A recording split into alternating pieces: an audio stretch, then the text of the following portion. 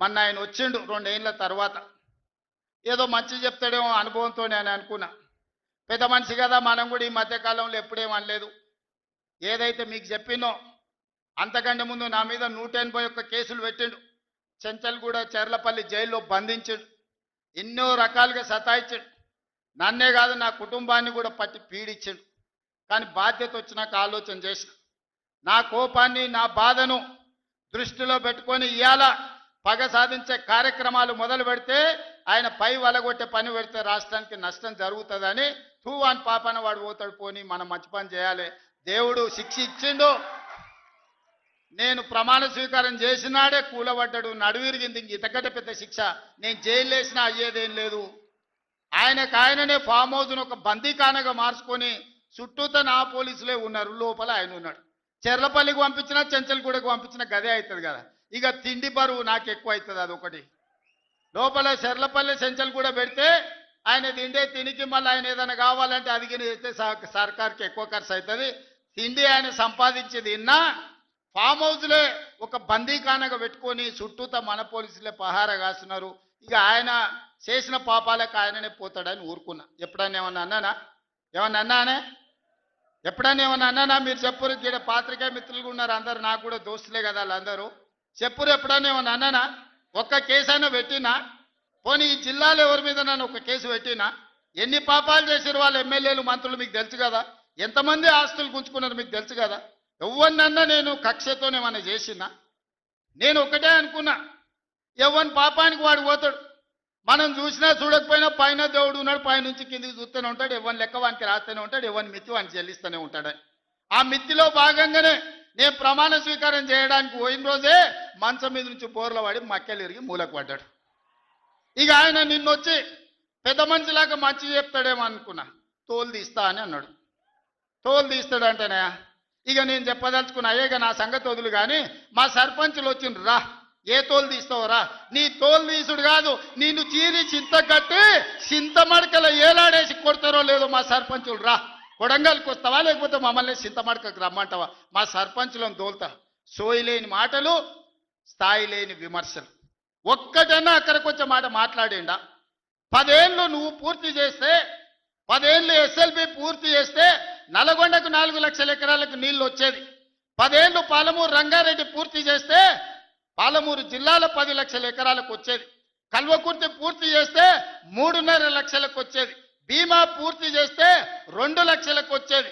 కోయిల్ సాగర్ లేకపోతే ఏది చేసినా, నెట్టంపాటు చేసినా, నా మక్తల్ నారాయణపేట కొడంగల్ పూర్తి చేస్తే 1.5 ఎకరాలకు మాకు నీళ్లు వచ్చి ఇవాళ కందులు వండించి జొన్నలు వండించి కల్తీ కళ్ళు దాగి బతికే పరిస్థితి మాకెందుకు ఉంటుండే?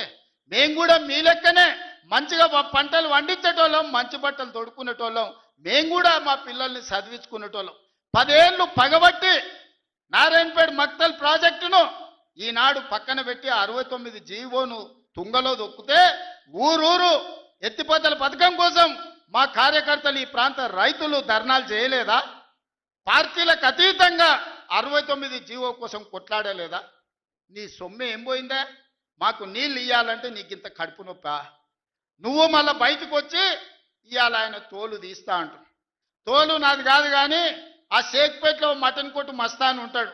ఆయన రోజు మేకలను కోసి మండి నడుపుతుంటాడు. ఆయన చెప్పిన కేసీఆర్ ఖాళీగా ఉన్నాడంటనే తోలు తీస్తాడంట.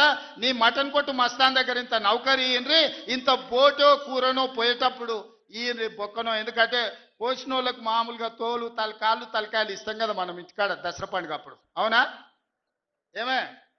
ఏం శివకుమార్ రెడ్డి, మన ఇళ్ళల్లో పండుగ పూట వచ్చి ఆటను కోస్తే కాళ్ళు తలకాయ కోసినోనికి ఇస్తాం కదా.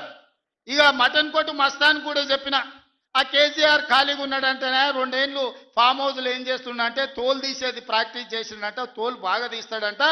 నీ మటన్ కొట్టులో ఈ తోలు తీస్తాడు, కాళ్ళు తలకాయలు మాత్రం ఉచితంగా సాయంత్రం పోతే దావతులో బోటిగిన ఏమైనా కొట్టుకొని సాయంత్రం 2 వేసేటప్పుడు తీసుకుంటాడేమో అని.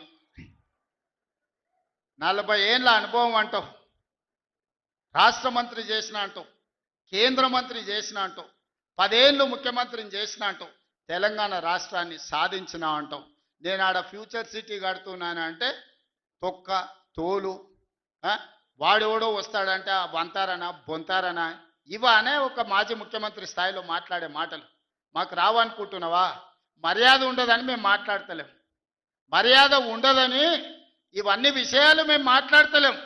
కానీ మాట్లాడ మొదలు పెడితే నువ్వు కాదు కదా, నడువుకు రాయి కట్టుకొని ఆడ ఉన్న మల్లన్న సాగర్లో దుంకి చచ్చిపోతావు. మల్లన్న సాగర్ కాకపోతే రంగనాయ సాగర్లో మెడకు తాడేసుకొని ఊరేసుకొని చచ్చిపోతావు. చంద్రశేఖర్ రావు గారు, నన్ను గెలకకు. నేను అన్ని చూసిన.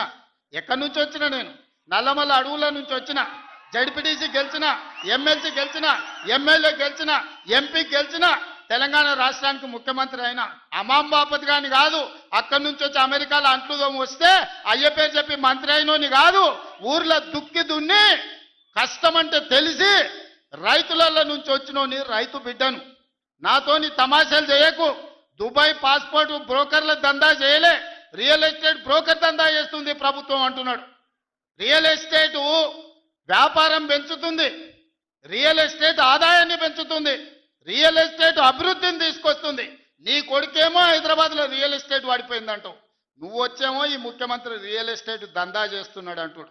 ఇదేమన్నా పాస్పోర్ట్ బ్రోకర్ల దందానా?